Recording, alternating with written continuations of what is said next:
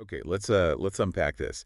You've sent over a truly, well, mind-bending collection of documents here. Yeah, it's quite a pile. Research papers, lots of diagrams. Dense equations, Yeah, intricate diagrams, yeah, and even what looks like a guide for setting up a lab. that's right, a prototype setup. We're diving deep into something called Adaptive Resonant Pulsed Current, or ARPC. Now, Mm. I know it sounds seriously technical, And it is, make no mistake. but trust me, this is where things get really fascinating because of what it could mean. Absolutely.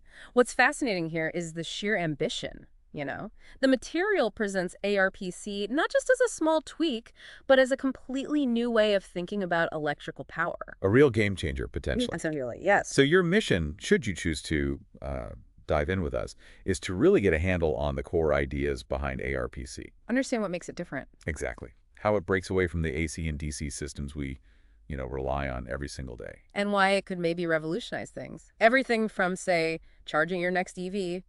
To powering super-sensitive medical gear or even quantum computers down the line. It's a broad scope. If we just step back for a second, the sources really emphasize that, okay, AC and DC, they've been the workhorses, right? Or over a century. But they have fundamental limits. And ARPC is being positioned as this potential leap sort of beyond those existing boundaries. Okay, so we've got a few key pieces of the puzzle here to work with. Right. First up, there's a theoretical white paper, Project Thesla, Advanced Theoretical Foundations of Adaptive Resonant Pulsed Current ARPC Systems. Okay, so that's the big picture, the core concepts. Yeah, this is our main guide for the concepts, the potential benefits, the whole shebang. Got it.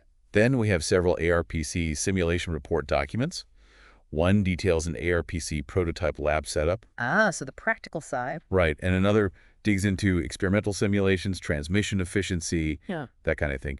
Gives us a glimpse into the hands-on work. Good, so it's not just theory. No, exactly. Mm. And we also have some diagrams. They show a hierarchical control loop Okay. and a transmission system layout. Mhm. Those should help us visualize how it all fits together. Visuals are always helpful with this stuff. And there's even a unified equin sheet, Right. a peek into the math. Right, the heavy stuff. Yeah, but don't worry, we're going to focus more on the what and the why, Yeah. not get totally bogged down in the equations themselves. Makes sense. The concepts are the key thing. The Yeah. fact that we have both theory and these simulation reports, the lab setup details, it suggests this isn't just some abstract idea floating around. Right, there's a real push, it seems, to make it happen. Mm-hmm. So, okay, let's get started. We're about to take a shortcut, sort of through some seriously cutting-edge research that could completely reshape how we think about electricity. Our goal then is to pull out the most crucial bits. Exactly. So you come away not just like knowing about ARPC, but with maybe a few genuine aha moments about where energy might be heading. That's like a plan. So first things first, at its heart, what exactly is ARPC? The white paper, it describes it as a transformative third paradigm. Third paradigm. That's a strong claim. It is something fundamentally different from AC and DC. Right. Think of AC/DC as like the first and second chapters. Okay. And ARPC is potentially the start of this exciting third generation adaptive systems. That third generation idea is useful, yeah. Yeah. It really highlights that this isn't just about tweaking what we have. No. It's aiming for something, well, more intelligent, more Yeah. responsive, maybe. Exactly. Intelligent, responsive energy. And the reasons for developing it, they boil down to some pretty basic limitations with current systems. Okay, like what? Well, first, quantum efficiency barriers. With AC, you lose energy, right? Things like skin effect. Where the current crowds to the outside of the wire. Right. And corona discharge, that faint glow off high voltage lines. Right. DC has its own losses, mostly in conversion stages. Okay. ARPC aims to be just more efficient. The white paper suggests some pretty impressive potential gains, like 15–30% over AC, Wow. and maybe 5–15% over high voltage DC, especially, they say, for medium distances. Medium distances, like 100 to 500 kilometers. Yeah, exactly that range. That could be huge for cutting waste. Definitely. What else? Then there's adaptive capacity deficiency. Basically, our grid now delivers power pretty uniformly, right? Doesn't matter if you're charging a tiny phone or running a huge machine. One size fits all, sort of. Yeah. And that can waste energy because devices aren't always using everything that's supplied. ARPC is designed to be dynamically adaptive. So it tailors the power. Right. To the specific real-time needs of each device. Okay, interesting. Third point, biological interaction concerns. AC and DC, they both have safety hazards, obviously. Uh-huh. ARPC is being designed with something called Biological Response Mitigation, or BRM, built in. BRM, what does that do? It means the system should automatically adjust its settings, voltage, current, whatever, if it detects interaction with living tissue, human or animal. Huh. Like an automatic safety throttle. Kinda, yeah, a built-in safety feature. Then fourth, technological convergence challenges. Hmm. Looking ahead, things like quantum computers. Right. Very sensitive. They have really specific, delicate power needs. Our current systems might struggle with that. ARPC is being developed with those future needs in mind. So future-proofing the power delivery. Hopefully. And finally, number 5, resonant field optimization. ARPC aims to make much better use of electrical resonance to transfer power more efficiently. Resonance, like hitting the right frequency. Exactly. Think of like two perfectly tuned tuning forks. When one vibrates, the other starts vibrating too, right? Yeah, sympathetic resonance. Right. Energy transfer is way more effective when systems are in tune. Hmm. ARPC tries to do that electrically. Okay, those are definitely compelling reasons to look at a new approach. Boosting efficiency, that safety aspect, planning for future tech. And especially the efficiency over those medium distances. That seems like a key target. Yeah, that could have major grid-level implications. Okay, so let's dive into the core science then. What makes ARPC tick? There are 5 key principles they talk about. All right, let's hear them. First is adaptive power modulation, APM. Imagine your outlet being like incredibly smart. Again, constantly fine-tuning voltage, current, frequency, even the timing of the power flow, the phase, all based on exactly what your device needs right now. Real-time adjustments. That's APM in a nutshell, that unified adaptive power equation we saw. It hints at this intelligence, showing power delivery as a function of these adaptive factors and efficiency. So the power isn't fixed, it's dynamic. Exactly. Second principle, multi-resonant circuit integration, MRCI. Okay, MRCI. Think of a group of musical instruments all resonating together in harmony. Creates a richer, more powerful sound, right? Uh-huh. ARPC uses multiple electrical circuits designed to resonate together. This electrical harmony maximizes power transfer efficiency. Multiple circuits working in concert. Yeah. And interestingly, the main resonant frequency can even be influenced by the load itself, by the device drawing power. So the device helps tune the system. Seems like it, yeah. Fruit? Coherent pulsed current technology, CPCT. CPCT, pulsed current. Right. Instead of a continuous flow like DC, or the back and forth of AC, ARPC uses precisely controlled bursts or pulses of current. Okay, why pulses? Well, these pulses are phase coherent, which basically means they're perfectly in sync, like synchronized swimmers all moving together. Ah, okay. Coherent. And this synchronization is supposedly crucial for minimizing energy loss during transmission. The simulation reports actually show them testing different shapes for these pulses, Different shapes like what? like smooth Gaussian curves or sharper trapezoidal shapes, even abrupt square waves, trying to find the optimal pulse shape. Fine-tuning the energy delivery down to the pulse shape. Yeah. Okay, number 4, quantum harmonic transmission, QHT. QHT. Quantum, now it gets weird. This is where it gets really intriguing, yeah. The theory suggests it might be possible to leverage subtle quantum mechanical effects inside the conductor material itself. Oh. The goal is to minimize electrical resistance by coordinating the electron flow with the vibrations of the atoms in the material's lattice structure. Whoa. Okay, coordinating electrons with atomic vibrations. I know, right?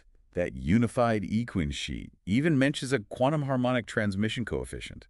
Depends on frequency, temperature, material properties. So it's deeply tied to the physics of the material. And they're even looking at special materials, quantum optimized conductors, QOC. QOCs, what are they made of? The documents mention things like silver-doped copper, trying to enhance this quantum effect. These QOCs show up in the lab setup and transmission line diagrams. Silver-doped copper. Okay, so advanced materials are key. Seems like it. And the 5th principle, which we touched on, Biological Response Mitigation, BRM. Right, the safety feature. Just to reiterate, it's designed to automatically adjust electrical parameters to reduce harmful biological effects if it detects interaction with living tissue. Built-in safety. Those 5 principles, APM, MRCI, CPCT, QHT, and BRM, they paint a picture of a really sophisticated system. Highly advanced, yeah.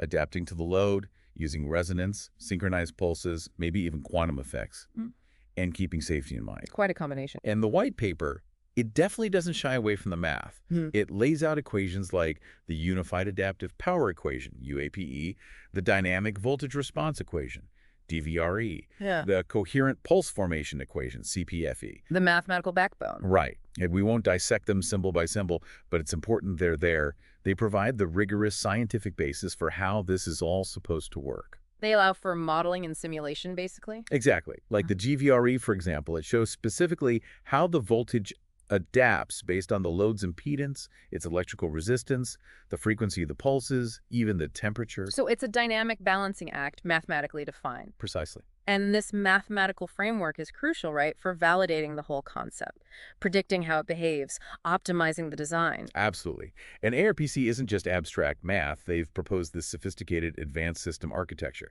It's built around three main feedback loops working together. Okay, feedback loops. How do they work? Well, you've got the primary loop, load response.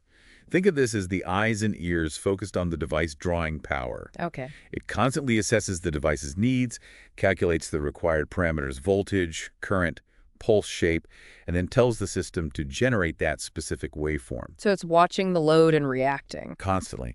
Then there's the secondary loop, resonance maintenance. Mm-hmm. This is all about keeping that electrical harmony, the MRCI, humming along. Maintaining the resonance. Yeah. It monitors the resonant frequencies, stabilizes the electrical field, corrects any unwanted harmonic imbalances that might pop up, and reduce efficiency. How does it do that? It uses specialized components. Huh. The docs mention things like RFG, resonant field generator, DRGs. and DQS, dynamic Q factor stabilization, to keep the resonance sharp and effective. So dedicated hardware for maintaining that resonance. Seems so. And finally, the tertiary loop, efficiency optimization. Mm-hmm. This is like the master controller, the brains of the operation. Looking at the big picture. Exactly. It constantly analyzes the overall system efficiency, tweaks parameters across the board, and triggers adaptive responses to maximize that efficiency. Fine-tuning everything. It uses tools like MPTO, multi-parameter transmission optimization, and monitors something called a REF, the relative efficiency enhancement factor, to see how well it's doing. REEF. Okay. It's essentially this loop is constantly asking, are the load parameters optimal? Is the resonance optimal? Is the efficiency optimal? And it adjusts accordingly. That hierarchical control, primary, secondary, tertiary, that sounds like the key to the whole adaptability and efficiency thing. It really does. Yeah. These nested loops constantly monitoring and adjusting. Yeah. It is how it can dynamically optimize in a way that, traditional AC/DC just can't. Right. Static systems versus a dynamic one. And that ARPC prototype lab setup document, it really brings this down to earth, lists the actual hardware they're using. Like what? Things like an FPGA controller. That's a powerful chip that can handle all those complex real-time calculations. Field programmable gate array. Yeah, makes sense for this kind of control. Plus the resonant circuits for the MRCI, a load bank to simulate different devices, Testing different loads. and various sensors for all the feedback loops. Mhm. And what's really interesting is they mention already using those quantum-optimized conductors, the QOCs, Already testing the special materials. and working on generating those precise pulse shapes in real time. Seeing the actual components. It makes Right. it feel much more concrete, less like science fiction. That FPGA controller is essential for the adaptive algorithms. Totally. And the transmission system layout diagram, Yeah. it gives a simplified picture of how ARPC might work over distance. Okay, what does that show? Power generation source connected to a load via a transmission line made of those QOC materials. Right, the special conductors. And along the line, interspersed, are these things called DRN, distributed resonant networks, and CFS, coherent field stabilizers. DRN and CFS, what do they do? They seem to work together to keep the power flowing efficiently and stably over longer distances, maintaining the resonance and the pulse coherence, presumably. Ah, so boosters or stabilizers along the line to counteract losses and degradation over distance. That's how it looks, yeah. Makes sense for a transmission system. Then the ARPC simulation report gives us some results from their computer models. Okay, what did the simulations show? Well, they tested efficiency under different load conditions, simulating devices with resistances of 25, 50, 100 ohms, and at different frequencies. Standard procedure. They visualized those different pulse shapes, Gaussian, trapezoidal, square, and they looked at how transmission efficiency changes with distance. Okay. Does it hold up over distance? The report suggests it does, potentially better than conventional systems, especially with those QOCs and stabilizers. They also looked at the efficiency of the quantum harmonic transmission, the QHT effect. Trying to quantify the quantum boost. Yeah. One graph specifically plots multi-resonant efficiency versus frequency and load resistance. Shows how the efficiency peaks, the sweet spots can shift. So the optimal frequency changes depending on the load. Looks like it. Another chart examines how temperature affects things, maybe efficiency or the resonance quality of the Q factor across frequencies, from like 250 Kelvin up to 400 Kelvin. Temperature dependence is always important in electronics. Right. So these simulations, they're crucial for validating the theory and figuring out the best operating parameters under different real-world conditions. Absolutely. Seeing how efficiency changes with load, frequency, temperature. That's vital engineering data. So the potential upsides, the advantages if this ARPC pans out, they're pretty remarkable. Let's recap those. Okay, efficiency improvements. We mentioned the numbers, but the white paper even defines this relative efficiency enhancement factor, REF, mathematically. Right. And it breaks down how much each principle contributes. QHT, MRCI, the cognitive load matching, the temporal energy distribution. So they're trying to quantify why it's more efficient. Exactly.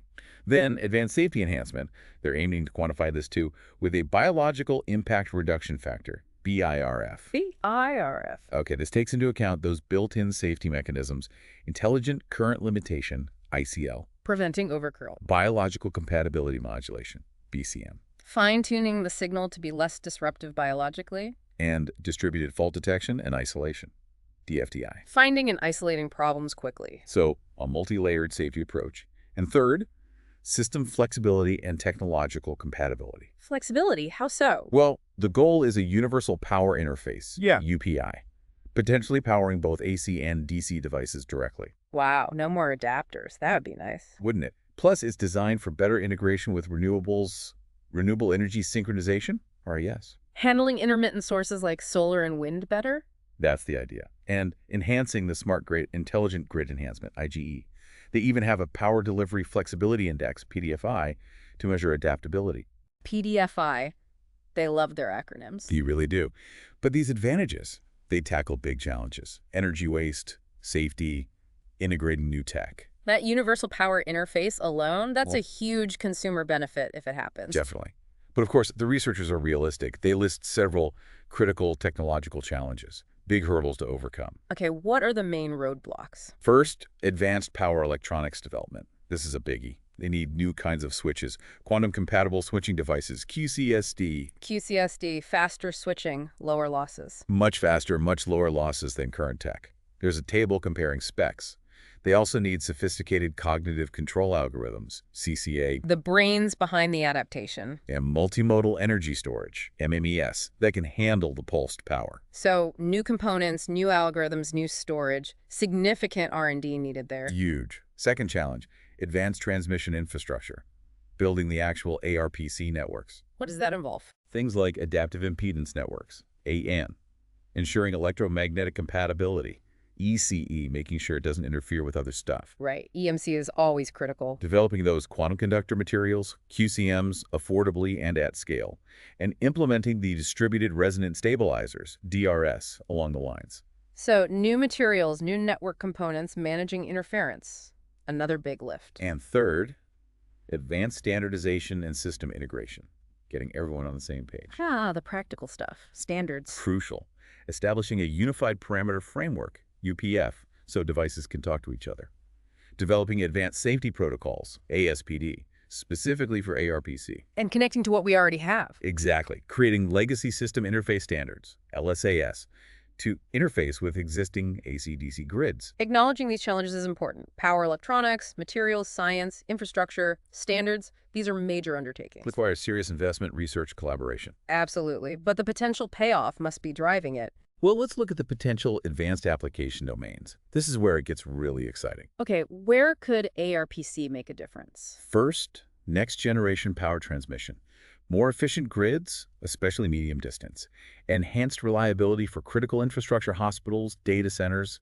Better performance for undersea or underground cables, cross-border connections. Formidable improvements. The white paper has projected efficiency gains over AC HVDC at different distances. Second, advanced renewable energy integration. We touched on this. Handling solar and wind better? Yeah. Cognitive solar integration, Yep. CSI. Dynamic wind farm collection networks, DWFCN. Better interfaces with energy storage, coordinating virtual power plants. They even have a renewable integration effectiveness factor, REF. REF. Okay. More efficient green energy. And third, critical specialized applications. This is where it gets really transformative potentially. Like what? Ultra-fast electric vehicle charging, UFEVC. Imagine dramatically shorter charging times. Safely. That would change the EV game completely. Resonant wireless power transfer, RWPT. Yeah. Higher efficiency wireless charging over more practical distances. Remember that simulation mentioning QHT efficiency for wireless. Right. Hinting at breakthroughs there. Advanced microgrid architecture, AMA. More flexible, reliable local power systems. Islandable grids, more resilience. High-performance computing power delivery, Yeah. HCPD. Super stable, precise power for massive data centers. Powering the cloud more efficiently. Medical power systems, MPS. Yeah. Ultra-safe, low-interference power for sensitive medical gear. Huge for hospitals and diagnostics. And quantum computing infrastructure, QCI. Providing the extremely stable, noise-free power those delicate quantum computers absolutely need. Enabling the next wave of computing. There's even a table showing potential performance bumps in these areas, right? Yeah, highlighting the specific advantages ARPC could bring to each. The sheer range of applications is, well, it's astounding. From grid upgrades to enabling completely new technologies. Those specialized applications, like medical and quantum, they really show its potential for meeting very demanding needs. Yeah, it's not just about bulk power transmission. And the researchers, they seem methodical. They've laid out a detailed experimental implementation protocol. A research plan. Yeah, their advanced research methodology. Yeah. Multi-scale modeling, systematic prototype development, comprehensive testing. Rigorous approach. They've even defined critical development milestones with estimated timelines. Component prototypes, lab systems, field prototypes. Roadmap for development. It shows they're serious and organized. And finally, they've thought about an advanced commercialization strategy. How to actually get it out there. Prioritizing strategic applications first where the benefits are clearest. A progressive phased implementation. Building an ecosystem through partnerships and standardization. Sensible. Target early adopters. Build momentum. Establish standards. A standard playbook for disruptive tech. Right. So wrapping this up, what's this all mean for you listening in? Well, if even, say, a fraction of this theoretical promise pans out. The way we power our lives could fundamentally change. Imagine charging your EV in minutes. More reliable, efficient green energy grids. Safer medical devices. And the infrastructure to support technologies we're just starting to dream about, like widespread quantum computing. The implications are just profound. It's a vision of energy being more efficient, safer, more adaptable, more integrated with future tech. Yeah, the key takeaways really are adaptability, tailoring power, efficiency through resonance and maybe quantum effects, and that built-in awareness of safety and biology. It's a holistic approach, really. It is. It's designed for the challenges and opportunities of this century. That integration of advanced principles into one system, that's what makes it so novel. And here's where it gets really interesting, I think. Just the idea of a third paradigm, building on AC/DC, but moving into this new era of intelligent, responsive energy. It's a fundamental shift in thinking. It makes you wonder, right? What other bedrock technologies might be on the verge of similar radical reinventions? It definitely encourages looking beyond just incremental improvements, thinking differently. Now, obviously, this deep dive has only scratched the surface. The full papers are dense, full of math. Complex stuff. But hopefully, you now have a solid grasp of the core concepts and the really exciting potential ARPC could unlock. Yeah, hopefully this overview gives a good sense of this potentially groundbreaking research. And for your own further exploration. Maybe mull over the implications of that quantum harmonic transmission. We can really harness quantum effects at this scale for energy transfer. What does that even mean? How does that change material science, our understanding of energy itself? Big questions. And also think about the practicalities, the challenges of actually transitioning our massive existing power infrastructure to something so different. The investment needed, the global collaboration, the standardization effort, it's immense. Huge hurdles, but crucial questions to think about as we look at the future of energy. That interplay between the science breakthroughs and the practical realities, that's always where the action is. Well, thank you for bringing this truly fascinating stack of sources. It's a powerful reminder, isn't it? Even in fields we think are settled, like electrical power. Innovation is alive and well. Pushing boundaries. Absolutely. And who knows, maybe in the, not too distant future, the technology we've unpacked today. Will be powering your world in ways we can only begin to imagine right now.